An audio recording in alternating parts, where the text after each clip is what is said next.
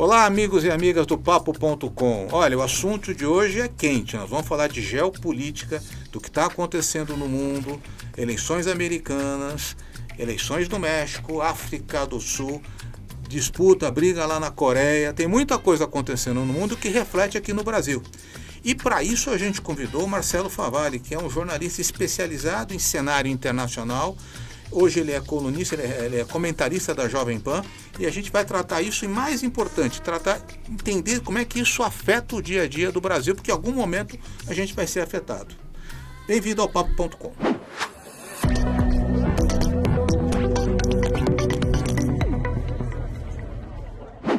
Marcelo, o mundo está meio bagunçado, cara.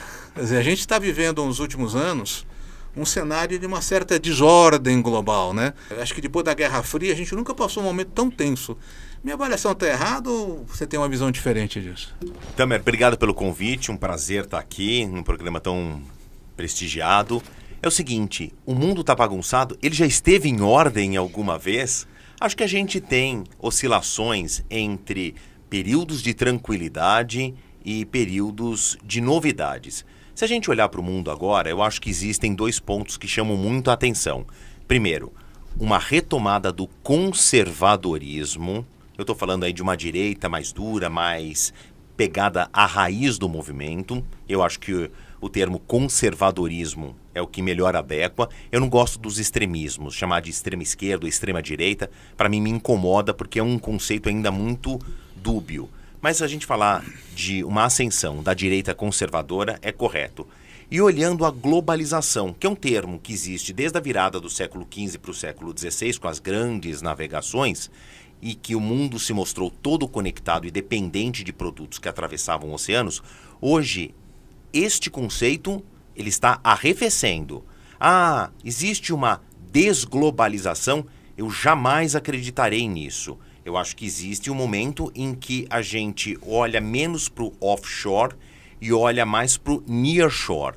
A gente vai falar de muita coisa entre China, Índia, México, e aí eu consigo explicar melhor o que é esse offshore e nearshore. Você acha que globalizou demais? Olha, sempre. Mas isso desde que os continentes entenderam que eles podiam ser conectados por grandes extensões de terra ou por longas navegações.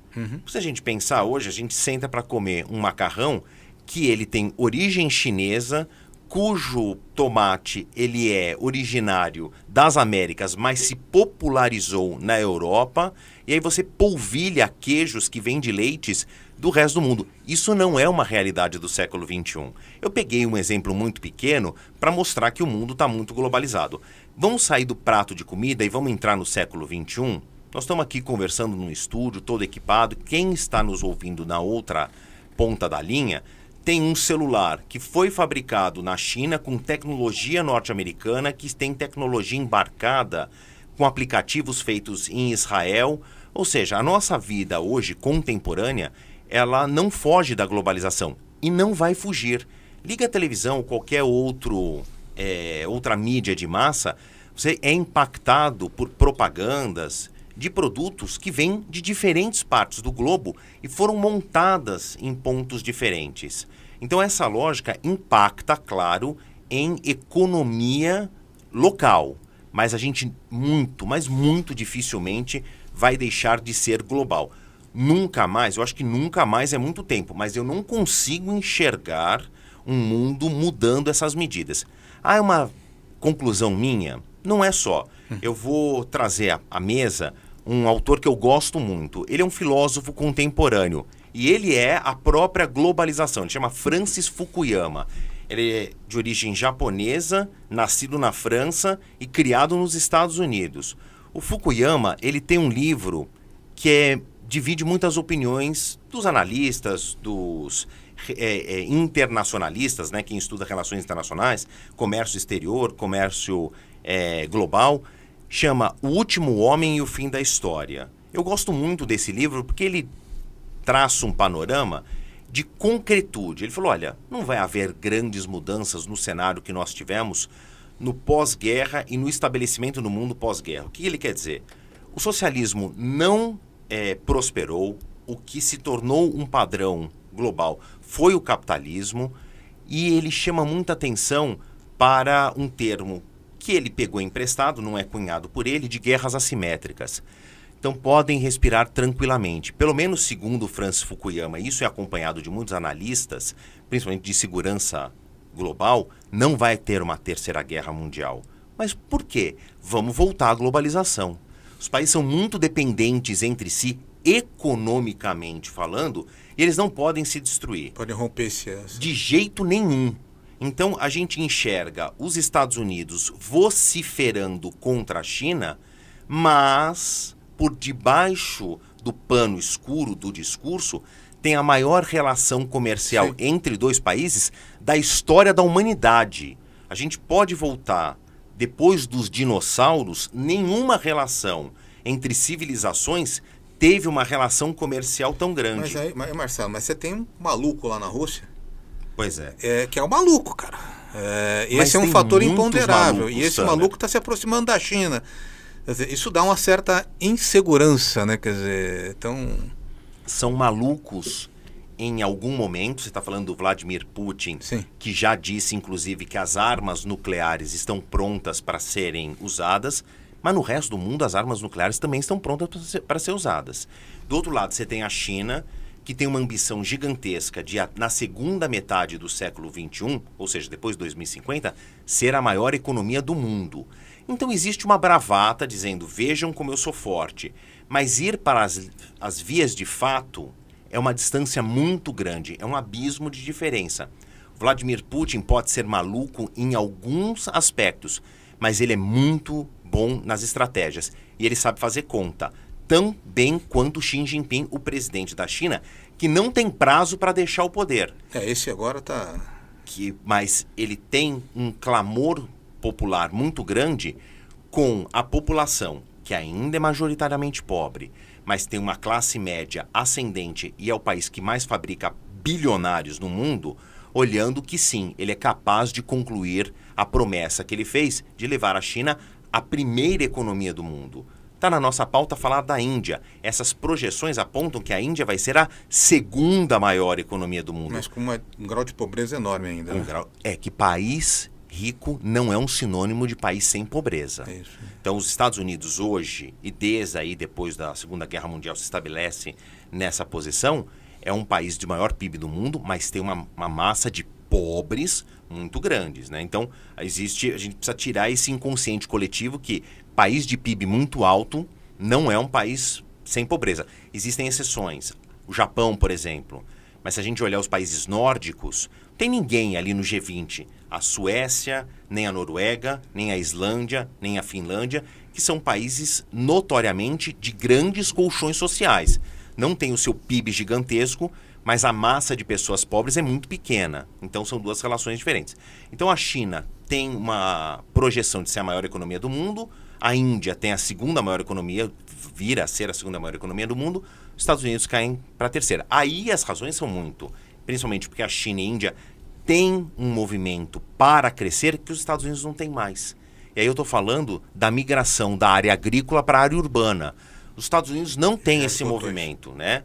O Brasil também tem, a Argentina, em menor escala, mas a China e a Índia têm esse êxodo rural que vai para a industrialização urbanizada num grau muito grande, num arco muito largo, e isso impacta em PIB. Te devolvo a palavra aqui, porque eu falo aí você falou o seguinte, cara, não, eu quero te provocar. Aí temos que fazer a América grande de novo, né? E temos eleições aí... 5 de novembro. 5 de novembro tem uma eleição com um candidato condenado, né? Mas que aparentemente pinta como favorito com um discurso nacionalista. E ele falando, olha, isso tudo aconteceu porque o Biden é fraco. Esse é o discurso. E aí, cara? Tamer, eu acho que todo mundo já tem um juízo de valor de Donald Trump. Positivo ou negativo. Mas é inegável que ele é um personagem do século XXI e alguém que vai deixar uma marca indelével na história dos Estados Unidos. Vamos pegar agora o Trump, que... Vamos fazer um palpite? Tô sem dinheiro. Se tivesse, apostava. Ele, para mim, é o presidente eleito. Tô fazendo nenhum proselitismo político aqui. Não tô dizendo que eu tô torcendo contra ou a favor. Eu tô pegando dados que são concretos. Calma. Gosto muito dessa frase, que é um clichê quando a gente olha para eleições. A eleição é um filme. Quando a gente faz uma análise, é um frame, é uma foto deste momento. Então, neste momento, o Trump tem uma margem de vantagem muito pequena, matematicamente falando, de acordo com pesquisas que têm números sólidos. Porém, a interpretação de pesquisa nos Estados Unidos é alguma coisa muito particular, porque os estados têm pesos diferentes, o americano não é obrigado a votar, o voto não é compulsório como é no Brasil, então isso contamina um pouco a pesquisa de intenção de voto, porque um recenseador pode parar alguém na rua que fala, não, eu vou votar no candidato X ou no candidato Y. Você não tem a certeza que ele vai votar no dia. No Brasil, a gente também não tem certeza absoluta que aquele eleitor ou a eleitora consultada vai ao dia. Mas como aqui o voto é mandatário, é mais fácil essa conta ser acertada. Para a majoritária, para a presidência, com certeza, né? É isso. Agora, nos Estados Unidos tem um outro elemento. Para mim, o candidato que ganha a eleição, além de ganhar a chave do Salão Oval, ele tinha que ganhar uma medalha. Por quê? Porque é uma corrida de obstáculos. Primeiro, o candidato tem de convencer o americano a ir votar. Todo mundo que está nos ouvindo, eu aposto que você também, Tamer, você tem um título de eleitor? Claro, sim, né? Todo mundo tem. Você não vai mudar esse título de eleitor para o resto da sua vida. E agora, então, com os aplicativos de celular, você nem mais para a junta eleitoral você precisa ir, para o cartório eleitoral. A não ser que você vá mudar de endereço, você não precisa acionar a justiça eleitoral no Brasil. Então você tem um título de eleitor que vale para o seu resto da sua vida, você aparece na sua sessão eleitoral, mostra e vota. Nos Estados Unidos isso não existe. O eleitor americano ele tem que ir, o que a gente chamaria aqui de junta eleitoral, o cartório eleitoral, toda eleição. Falar, oi, tudo bem? Eu moro aqui, são meus documentos, meu comprovante de residência, eu quero me inscrever para esta eleição. E essa inscrição acaba no dia da eleição. Na próxima ele tem que fazer isso de novo. Então, tem que fazer um movimento prévio, então, para querer votar. Exatamente. Então você tem que convencer o eleitor, engajá-lo. Olha, a junta eleitoral funciona de segunda a sexta no horário comercial. Se for uma cidade do interior, funciona em dias alternados. Então você tem que pegar um dia da sua agenda, ou chegar mais tarde no trabalho, sair mais cedo, usar o seu horário de almoço, para ir na junta eleitoral e falar, eu vou votar. Passo número 1. 2, o candidato tem que convencer o eleitor, depois a votar nele, né? E no meio do caminho ainda tem um movimento que o candidato ou o pré-candidato tem que convencer o partido de que ele vai representar o partido.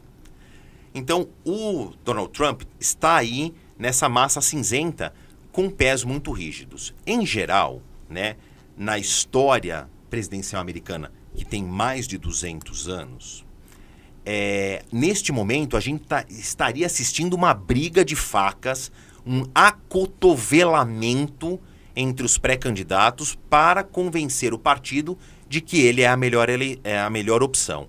Mas hoje ele é o favorito, né? Não só o favorito, porque ele não tem outros concorrentes, né? O Partido Democrata, e isso também faz parte da história eleitoral americana, o partido que está no poder tende a tentar reeleger o seu candidato.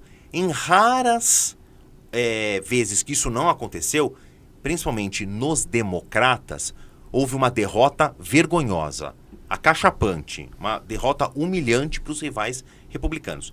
Então ficou consolidado que, estatisticamente, a chance de sucesso dos partidos é tentar manter aquele presidente que está no poder. E aí, em qualquer democracia, funciona um certo comodismo, um certo conforto. Eu não preciso fazer campanha e me apresentar como candidato. As pessoas já me conhecem, já me viram 4 anos na presidência, entendem a minha filosofia, as minhas ideologias e tudo mais. Mas é aí que mora o perigo, né? Pois é. Porque o que a gente está O jogo do Biden, assim, eu não sei, vendo a distância, né? Ele não... Porque geopolítica está jogando o tempo todo, né? As palavras, os termos... Parece que ele joga mal esse jogo, né? Do mundo... A impressão que dá, porque às vezes tem que ser um pouco mais firme numa colocação. Hoje, agora, ele autorizou o uso da arma, mas não é bem assim, pode usar, mas não pode usar... Posso dividir a resposta em duas partes? Pode, vamos olhar aqui, os Estados Unidos cara, de dentro para fora e de fora para dentro. É o seguinte, trago uma informação que, não sei se todo mundo sabe, quem não souber, segura da cadeira. Política externa não dá voto para político americano. Como assim? Não dá voto. Raramente. Claro que neste momento, em 2024, herança de 2022 e 2023, estamos num mundo sui generis. Houve uma invasão de uma guerra assimétrica, igual Francis Fukuyama falou há mais de 20 anos desse livro publicado. O seguinte, a Rússia, muito maior do que a Ucrânia, invadiu. Temos uma guerra em andamento. Mais recentemente, até desde 7 de outubro, e agora felizmente é uma guerra que parece estar indo para o seu trecho final, o Hamas cometeu um crime atroz contra Israel, e Israel respondeu com fogo e fúria, parafraseando uma frase antiga do próprio Donald Trump, se referindo a outro momento. Então a gente tem duas guerras em andamento que mexem com os Estados Unidos. Primeiro, Israel é um aliado público e notório, histórico dos Estados Unidos, até porque a comunidade judaica nos Estados Unidos é numerosa, é importante, é rica e tem laços culturais e políticos muito apertados entre Estados Unidos e Israel. Ponto. Com relação à Rússia, aí a gente volta aos antigos inimigos da Guerra Fria, mas mais do que isso, os Estados Unidos, depois, principalmente da Segunda Guerra Mundial, começaram a carregar uma bandeira para ser o grande bastião do mundo livre, da democracia, né, contra as ditaduras e tudo mais. Então, é caro, isso inclusive está no hino americano. Existem palavras na Constituição americana que remontam a vamos defender a todo custo o mundo livre, as democracias e impedir as ditaduras. Então, para o conceito do americano, da Casa Branca, do Salão Oval, independente se o presidente seja republicano ou democrata, defender um país impedido que mexa com a opinião pública mundial, isso é fundamental, não é importante, pesa no discurso do presidente americano. Ponto. Só que nós estamos em ano de eleição, Tamer. O eleitor não interessa em que lugar do mundo ele esteja. Aqui a gente vai falar ainda, já falamos um pouco de México, de Índia, de China, que teve eleições recentemente, na Rússia teve eleições recentemente. O eleitor... Na Rússia é mais ou menos. Mais ou menos. Tem razão, mais ou menos. Não foi aquela eleição... Deixa eu excluir, então vou voltar. No México, na Índia, não interessa em que parte do mundo estejamos. Vai haver eleições importantíssimas nos Estados Unidos. O eleitor sempre vota com a parte dele que é a mais sensível. O bolso. A inflação americana. É isso. Então, o discurso do presidente americano tem menos peso. Eu vou defender a liberdade e os oprimidos da Ucrânia com trabalhador americano. Eu vou fazer com que você consiga conquistar o The American Way of Life, o The American Dream, que é comprar sua casa própria, pagar a hipoteca. Aqui é um termo estranho para a gente, mas para a classe média baixa dos Estados Unidos, isso é um barulho que fica no ouvido. Então, a hipoteca, o carro... Marcelo, aí você vê assim as notícias. A Califórnia quebrando, né? Os preços dos imóveis subindo. Taxa de juros a 5. Nunca teve tão alta por tanto tempo, né? Estão aplicando a 6% em dólar, cara. Você tem um cenário econômico bem complicado ali, né? E aí, essa questão da guerra digital que a gente está falando, do TikTok, essas coisas todas, para mim não é tão importante. Você não acha que o cenário é ruim hoje nos Estados Unidos? Aí, quem vai chorar, minha recomendação, que vai chorar na cama, que é lugar quente, Volodymyr Zelensky. Porque os Estados Unidos estão usando, às vezes, as linhas e mais as entrelinhas para dizer o seguinte: Volodymyr Zelensky, você invadido por Vladimir Putin, está perdendo força nessa guerra contra um gigante que é muito maior que você em todos os aspectos. Bom, você está nos nossos thoughts and prayers, nos nossos pensamentos e preces, porque dinheiro não vai dar mais para mandar. Mesmo com o Biden? Principalmente com o Biden, porque agora o Biden tem que olhar... Porque agora o Biden tem uma corrida em que ele está uma légua atrás para convencer esse eleitorado que usa a parte mais sensível do seu corpo para votar, que é o bolso, para olhar para ele. Não, tudo bem, estamos mal economicamente falando, mas a manutenção desse presidente vai melhorar. Esse é o discurso do Biden hoje. É para esse eleitor que ele tem que falar. Ele tem que falar de economia, ele tem que falar de inflação, ele tem que falar de taxa de juros.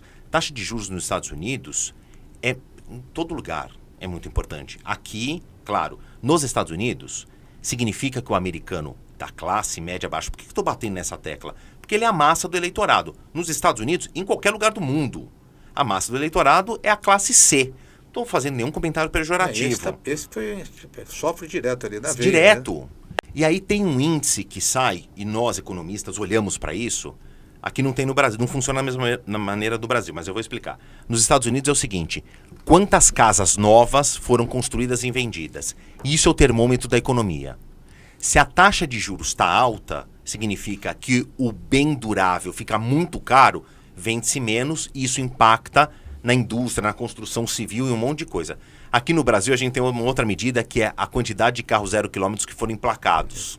Então, se a taxa de juros está alta, o consumidor que quer comprar um carro espera ou compra um carro usado. Ele não vai comprar, porque o bem durável, que ele vai financiar por 10, 15, 20 anos, fica muito caro. A hipoteca nos Estados Unidos está muito cara. Isso está impactando na indústria. É para essas pessoas que o Biden tem que falar. Falando um discurso interno. Então é o seguinte, o Volodymyr Zelensky está, pelo amor de Deus, eu vou fazer uma cúpula da paz aqui para tentar acabar com essa guerra antes que a Rússia me engula inteiro. Pô, vocês podem mandar alguém, o Biden, você não quer vir? Lula, você não quer vir? Pelo amor de Deus, vem alguém. Por enquanto, só teve uma confirmação. Aceita a derrota e... teve uma conversação no comecinho desse mês de junho, que foi os Estados Unidos vão mandar a Kamala Harris. O Biden falou, não vou que eu tô com outros problemas, outras urgências internas, não vai dar para eu me meter numa enrascada ou algo que agora para mim é de menor tamanho. E o Biden, ele fala muito menos com o Volodymyr Zelensky, que é, então, esse presidente vítima de um ditador, de um invasor, e aí os Estados Unidos, o bastião da liberdade. O Biden tem muito mais contato com o presidente do Sindicato das Indústrias Automobilísticas dos Estados Unidos.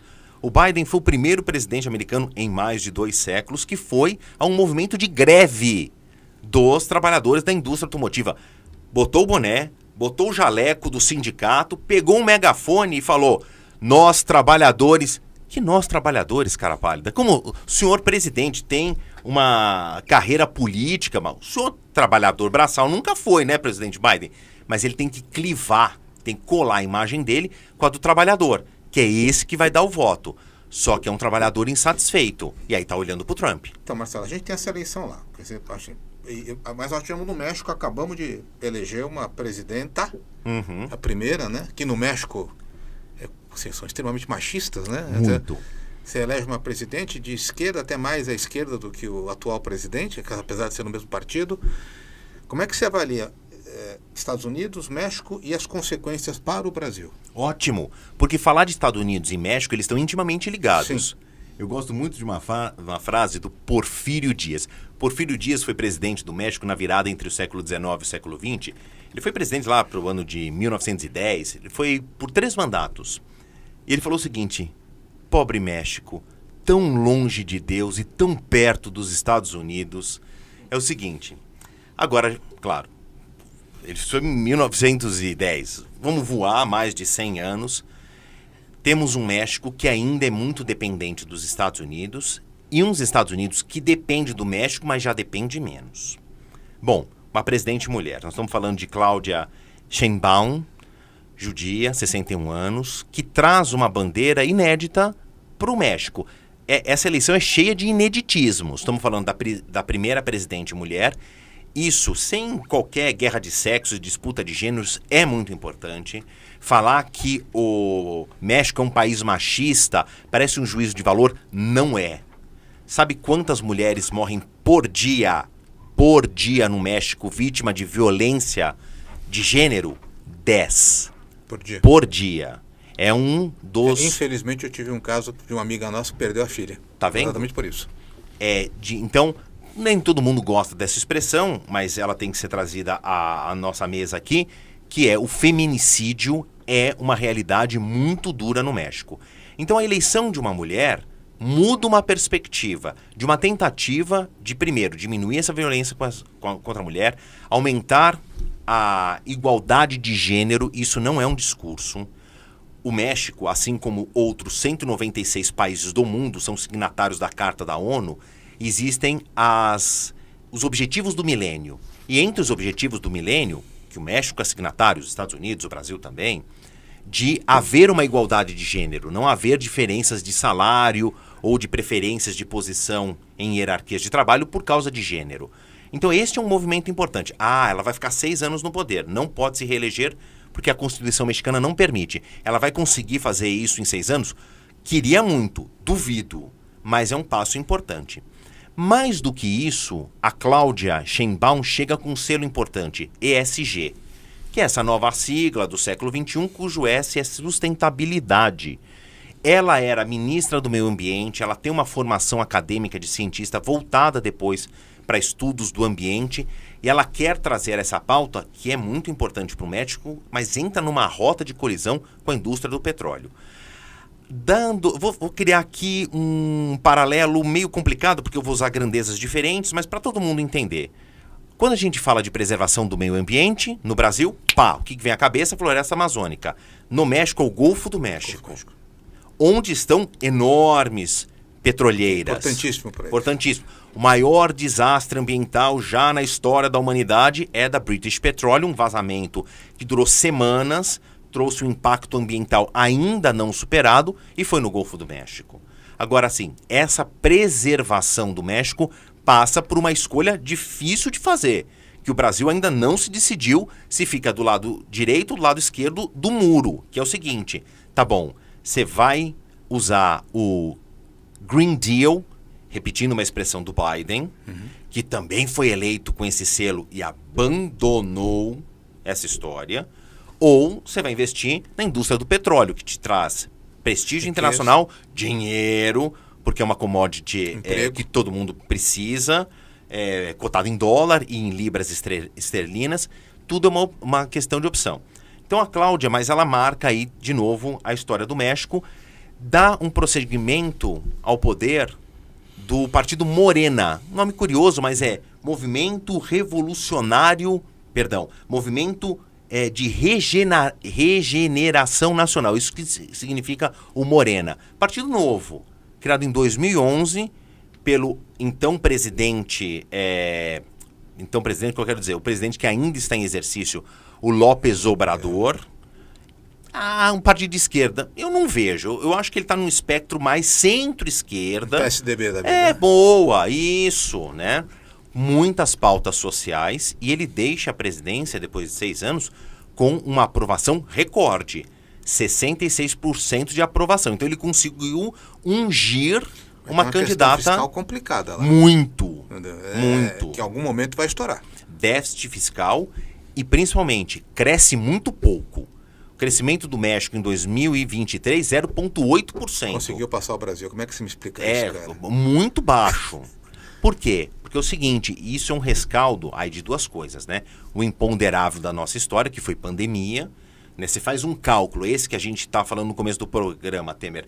A China vai crescer, a Índia vai crescer, numa curva de Gauss que não tem pandemia no meio, não tem um meteoro caindo em algum... A gente não considera o imponderável, né?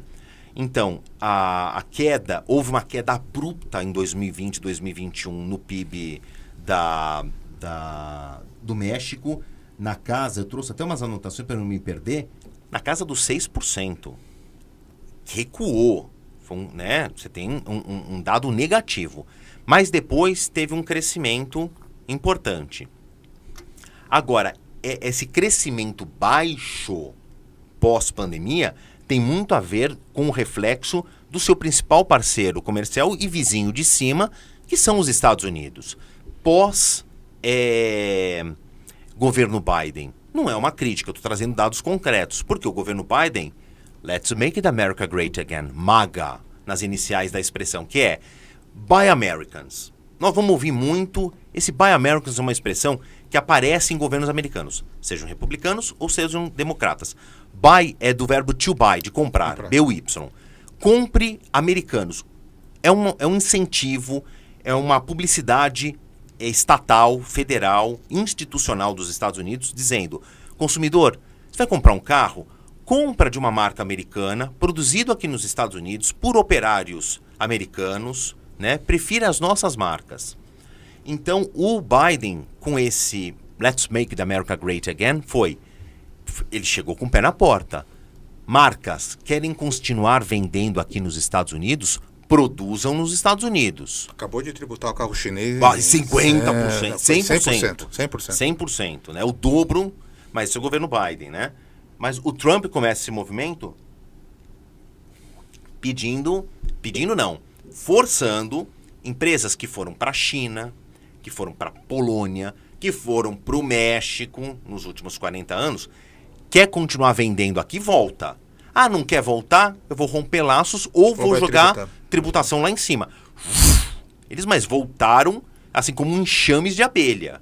Então, houve um crescimento do emprego nos Estados Unidos. O Trump entrega a chave da Casa Branca para o Biden, que ele perde a eleição, com a maior taxa de empregabilidade da história dos Estados Unidos.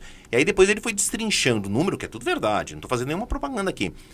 Maior nível de empregabilidade do americano. Consequentemente, entre negros, entre latinos, entre os Native Americans, né, os nativos americanos, indígenas. Então, todo mundo abraçado por uma política de geração de emprego. Tem um parêntese que é importante aqui, vou falar até baixo para ninguém escutar, Tamer. O americano está empregado, mas ele está mal empregado. Ele está trabalhando, mas ele está trabalhando ganhando pouco. Aí tem uma consequência na queda do consumo. Queda do consumo leva à queda de produção. É isso aí. Então tem um cenário bem complicado. Deixa eu fazer uma provocação. Então a gente tem México, Estados Unidos aqui, China, parceiro comercial importante. O Brasil tendo que tá em cima do muro, né? Tá na corda bamba, quer dizer, China é um parceiro importante, nós estamos mais perto aqui dos Estados Unidos, a Europa está ali meio, ninguém sabe.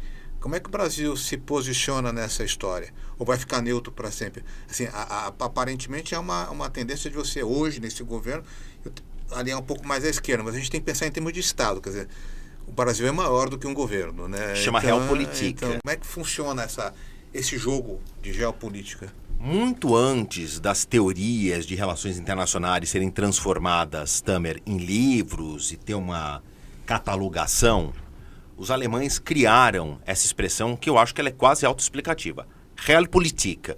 Você tem a sua crença, você tem a sua ideologia, você tem o seu partidarismo, mas na hora que a bigorna da realidade cai no seu colo, tum! Opa, peraí, como é que eu tenho que governar para um benefício meu e da minha população? É a política real. O Brasil, e aí eu estou fazendo um elogio, embora parece que eu vou usar um termo jocoso, é o vereador que está fazendo campanha. Ele abraça todo mundo, beija a criança, estende a mão, come pastel na feira e tal, e não faz cara feia. O Brasil criou uma história de uma diplomacia internacional, e isso levou para o comércio internacional de falar com todo mundo, abraçar todo mundo.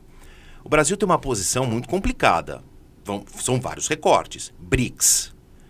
O Brasil ali é o irmão caçula. É o menino que não joga bem futebol, mas ele é amigo de todo mundo no campinho. Então os caras, não, tudo bem, põe ele no meu time aqui, não faz mal. Porque nesse BRICS a gente tem Rússia, que é o malvado, né? Tem a China, que é a grande, né? E tem a Índia, que vai crescer. A Rússia é a malvada, mas a composição geológica do planeta deu à Rússia um prêmio chamado potássio, que é essencial para fertilizantes. E o Brasil, uma potência agrícola, precisa comprar potássio. Pode ser que a portas fechadas, o chanceler brasileiro, o ministro das Relações Exteriores, o Itamaraty, os cabeças brancas da diplomacia brasileira, não concordem com o Biden, desculpa, com o Putin. Mas fica aqui entre a gente na porta fechada. Vamos ter de ir lá, fecha um olho, aperta a mão, porque a gente tem que renovar o nosso contrato de potássio. Estou falando do governo Lula? Não. Porque o Bolsonaro foi para lá antes da guerra, dias antes da guerra. Ah, criticado, você vai estender a mão. Eu preciso de potássio, eu preciso de fertilizantes, que é para mexer numa importante roda motriz da minha economia. E aí é isso, né? Tem aí, não está exatamente em Maquiavel, mas é um dos textos da época, que governar é ora agradar a corte, ora é agradar o clero e ora é agradar a plebe, né? Você tem que fazer concessões num jogo de rebola para estar presente em todos os cenários internacionais. Isso coloca o Brasil não vou dizer no top 10 das economias mundiais. A gente já foi a 8ª, a gente já foi a maior que o Reino atrás Unido. do México. Hoje nós estamos ali em 11º, tal, estamos caindo para 12º, mas ainda num cenário. Quantos países tem no mundo? Depende para quem você pergunta, né? Para a FIFA é um número, para o Comitê Olímpico Internacional é outro. Vamos pegar o da ONU, 197 países. Pô, de 197, a gente está ali no top 15 ainda, nos 15 primeiros. É uma posição importante, com potencial para subir. Nos BRICS, que eram Brasil, Rússia, China, Índia e África do Sul, 6, viraram 11, ganharam mais 6 parceiros. Entre uns difíceis de engolir, o Irã, mas outros que têm grandes reservas de petróleo, a Arábia Saudita. Então, traz todo mundo aqui para a mesa, vamos deixar discussões ideológicas de lado, porque a gente tem que botar na prática o chamado realpolitik, né? A bigorna da realidade, ela se impõe acima de muita coisa. Então, o Brasil está nesse meio de campo. Elogiou a eleição da Cláudia Sheinbaum, está de olho no que vai acontecer com os Estados Unidos, como o resto do mundo, mas não fechou a porta jamais para a Rússia. Tem que corrigir umas rotas feitas aí pelo presidente Lula, que às vezes ele se perde fazendo uns improvisos, fez umas críticas imponderadas para a Ucrânia, pesou talvez no lado da Palestina contra Israel. Aí cabe o Itamaraty, por isso que são todos cabeça branca. Fazer parte do Itamaraty é um negócio muito difícil para tentar aparar umas arestas. E aí a gente vai tocando esse baile. Agora, para a gente fazer uma análise assim, você falou BRICS, África do Sul, teve eleição, Partido Mandela, perdeu. Não perdeu, foi humilhado. Então, foi um rolo compressor. Que é uma coisa assim impensável. São 30 anos que eles estavam ali no comando. Fora a herança histórica, é o ANC. O ANC, que é o Partido Nacional, ele pós-Mandela, né, e tem, claro, um dos marcos do século XX, né, é a vitória sobre o apartheid, é alguém que depois ganha o Prêmio Nobel da Paz, Nelson Mandela que dispensa apresentações. Nessa época pós-Mandela, e ainda com Jacob Zuma, que é o seu herdeiro político, tinha 70% de participação no parlamento sul-africano. Só um parênteses rápido, o sul-africano vota para a formação do parlamento. Uhum. E aí o partido que tem maior número de cadeiras elege o presidente. Mesmo modelo da Índia, muito parecido com o que é no Reino Unido e tal, não é um voto direto por presidente. 70%. Nessa eleição agora, eles ficaram com 20%. Inverteu. Mas é menos do que invertida, né? Ficaram com um resto. Tem um culpado? Alguns. O Jacob Zuma na ponta dessa lista. Por quê? Porque o Jacob Zuma, ele foi preso, ele foi afastado da política por corrupção, foi expulso do partido, formou um partido dele. Nesse momento, você criou uma desfragmentação. Quando esta maioria não vota no partido que, né, teoricamente está ali para defendê-la, né? Então, esta realidade majoritariamente negra, que tinha nesse partido o seu grande herói da libertação, da igualdade racial, o que acontece, eles se veem... o nosso sonho foi destruído por corrupção. Quer dizer, um enriquecimento ilícito que você tirou do nosso povo preto pobre. E aí isso desmanchou a moral do partido. Entre outros problemas, né? A gente tem uma epidemia de AIDS que não consegue ser superada, doenças básicas que não conseguem ser superadas na África do Sul, muita pobreza, embora seja um país com muito potencial. Não só de riquezas minerais, mas principalmente da posição que ele tem na geografia. Sim, né? Então, agora que sirva de lição. Cara, não posso te deixar de te perguntar dessas coisas dos balões lá da Coreia, que vai balão para cá, vai balão para lá, e não sei o que, e tá um clima mais tenso ainda. Mais um maluco aí, né? Olha, e aí? Tamara, a gente tem que olhar para as Coreias e entender que é o que no conceito de segurança internacional e nas relações internacionais a gente chama de guerras infinitas. A Coreia do Sul e a Coreia do Norte estão tecnicamente em guerra. Sim, não né? tem paz. Em ali, 1953, né? Eles assinaram um armistício, que foi um acordo de não agressão. Você não atira contra mim, eu não devolvo e a gente se mantém assim. Eles têm um acordo de paz? Não tem. Não tem um acordo de paz. Então fica esse clima de tensão. Esse clima de tensão criou dois países que são da mesma geografia. Antes era a mesma península, ela foi dividida ao meio. A Coreia do Sul, depois apoiada pelos Estados Unidos, a Coreia do Norte apoiada pelos soviéticos, criaram dois países que tem hoje, parece exagero o que eu vou falar, mas acreditem, tem uma diferença de 1 século de desenvolvimento tecnológico, social, educacional, tudo. Tem aquelas imagens de satélite que mostram a Coreia do Sul Apagada. toda iluminada e a Coreia do Norte apagada, né? Para quem não está entendendo, você pode pesquisar isso na internet, que é uma foto do globo à noite, quando é noite na Ásia, tem um buraco no meio. Você entende, aqui é a China, você vê o Japão, aqui é a China, aqui você procura a Coreia do Sul. E no meio, é o mar, está tudo apagado? Não. É a Coreia do Norte. A Coreia do Norte, não tem iluminação.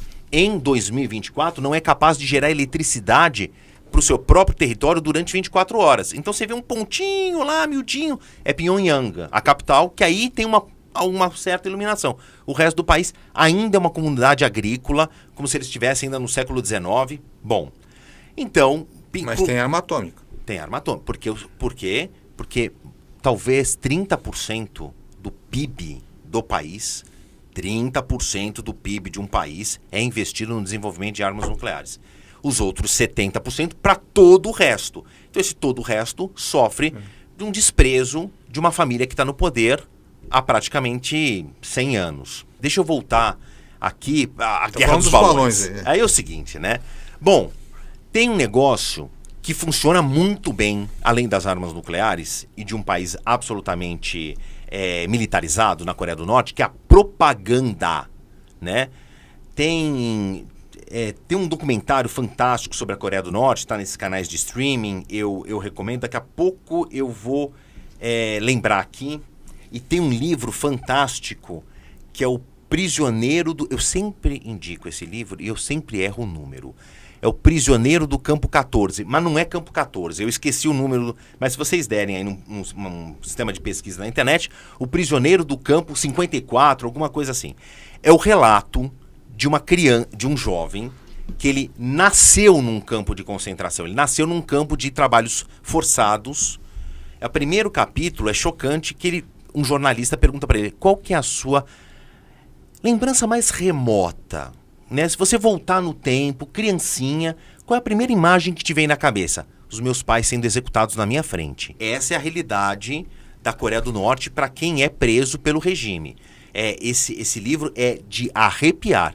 Ele foi feito por um jornalista americano que teve contato com esse jovem que consegue fugir da Coreia do Norte para a China, é localizado por ONGs da Coreia do Sul e é levado para os Estados Unidos. Mas é a história dos balões. Além do Fuga do Campo 14, é isso mesmo, eu acertei. Eu tava achando a produção aqui falou, foi que é Fuga do Campo 14. Eu recomendo fortissimamente a leitura desse livro, para entender os bastidores, além da propaganda política da Coreia do Norte. Mas falando da propaganda política, todo norte-coreano, ele cresce e ele vai para a escola e ele aprende que a Coreia do Norte é o melhor país do mundo. Todo o resto, principalmente a Coreia do Sul, é árido, desértico, pobre, não desenvolvido, e que a joia da tecnologia no mundo é a Coreia do Norte. E ele acredita nisso porque ele não tem contato com outra informação. Que absurdo. Ele entende, porque ele é criado nesse meio, né? Então isso funciona muito, porque o sistema de propaganda política na Coreia do Norte é muito forte. E só funciona se o sistema de comunicação for fechado, o que é cada vez mais difícil para a ditadura da família Kim. O que os sul-coreanos fazem para deixar o Kim Jong-un, hoje o filho, o Kim Jong-il, que era o pai, desesperados? A Coreia do Sul enchia uns balões de hélio e uns sacos com panfletos mostrando: isso aqui é Seul, isso aqui é a Coreia do Sul, vocês estão sendo enganados, os ditadores que vocês aprendem a chamar de deuses, eles estão oprimindo vocês. E a Coreia do Sul fica jogando isso pra lá. Parece piada, mas é tudo verdade. Tem uns alto-falantes. Jogar garrafa, né? Joga garrafa com arroz, bilhete, né? Com arroz. Pra comida. Pra comida. E tem a fronteira, que é chamada zona desmilitarizada, que de desmilitarizado não tem nada, porque tem um paredão dos dois lados de militares. Do lado sul-coreano, eles põem gigantescos alto-falantes e emitem mensagens. Vocês estão sendo enganados, isso é tudo mentira, o país de vocês é miserável, não é nada disso. Bom, alguém na Coreia do Norte teve a ideia de responder assim: pega uns sacos iguais esses que eles jogam pra cá, mas em vez de propaganda, põe lixo. põe roupa velha, resto de comida e excrementos. Todo mundo entendeu o que eu quero dizer de excrementos. Cocô. Humano e de animais. E joga lá como se fosse uma provocação. Quando caíram os balões, isso está se estendendo há pelo menos uma semana, Tamer. A Coreia do Sul já contou pelo menos 1.000. Porra. 1.000 balões aí cheios de lixo e sujeira que caíram, principalmente na fronteira da Coreia do Sul. Nos primeiros, houve um alerta. Ninguém mexe, a gente não sabe o que é isso. Pode ter material radiativo, arma química e tal. Fizeram um exame falando, não, é só sujeira e uma provocação. A Coreia do Sul e a Coreia do Norte, eles ainda têm um canal diplomático que eles mantêm ali uma mensagem, uma questão de emergência e tudo mais. A Coreia do Sul mandou avisar o seguinte, se vocês não pararem com isso, você sabe que nós vamos mandar para aí discos de K-pop, que é hoje a maior propaganda cultural da Coreia do Sul. Muito mais do que as montadoras, muito mais do que a indústria de equipamentos eletroeletrônicos. O K-pop hoje é o grande coisa de selo. criança. Pois é. Aí a ditadura Kim fez o quê? Retrocedeu. Tá bom. Isso nunca. Porque isso vai chegar para os jovens e os jovens vão entender que a vida que eu conto para eles não é maravilhosa. E aí o grande medo de qualquer ditadura é um levante que tenha grande massa de jovens. Porque aí você não consegue manter a próxima geração fiel à sua ideologia. Você mexe com o emocional das pessoas. Neste livro do Campo 14, se fala muito da repressão que a Coreia do Norte faz, principalmente com da fronteira com a China, que é mais porosa e dá para entrar contrabando. A grande preocupação da ditadura Kim, que tipo de contrabando entrar na Coreia do Norte? Novela sul-coreana. O norte-coreano comprar uma televisãozinha, um tocador de DVD, que ainda é algo extraordinário lá de tecnológico, com novelas coreanas. Porque aí você não tem o problema de idioma, os dois falam o mesmo idioma. Opa, como é que, assim, esses caras do outro lado da fronteira, que o meu ditador, o meu presidente, o meu grande líder, o meu Deus, falou que é pobre, desenvolvido, tudo bandido, quase que são aconchavos dos Estados Unidos e querem tomar o nosso território, que é maravilhoso, e não é nada disso. Esse é o problema hoje do Kim Jong-un, é tentar eliminar esse tipo de contaminação. A Coreia do Sul sabe disso e falou, se vocês não pararem de ficar jogando cocô aqui, eu vou contar para os seus jovens que a sua vida aí não é nada disso que vocês estão pensando. Bom, para a gente encerrar a conversa aqui, posso dormir tranquilo que não vai ter Terceira Guerra Mundial? Não vai ter Terceira Guerra Mundial. Se eu errar, eu venho bater na tua porta avisando. Porque eu tenho 60 anos, eu não vou servir, mas você é mais jovem do que eu, você vai ter que ir lá pro campo lá na frente, entendeu? Aparentemente não vai ter. Ô Marcelo, eu queria super agradecer a conversa, foi muito esclarecedora, acho que tem muita coisa por vir aí, que geopolítica é isso aí, todo dia tem uma história nova pra gente contar. E ficar o convite pra gente bater um papo daqui uns meses, né? A gente pode voltar a falar sobre esses assuntos. Quando você quiser, Temer. Eu tenho vários problemas de caráter, entre eles falar verborragicamente. É só me chamar que eu venho aqui bater um papo com você, vai ser um prazer. Olha, se você gostou do conteúdo, dá o joinha, compartilha aí na rede social, porque isso ajuda o canal a crescer. A gente está fazendo um trabalho trazendo muito conteúdo diferente. Espero que você tenha gostado. A gente se vê numa próxima oportunidade.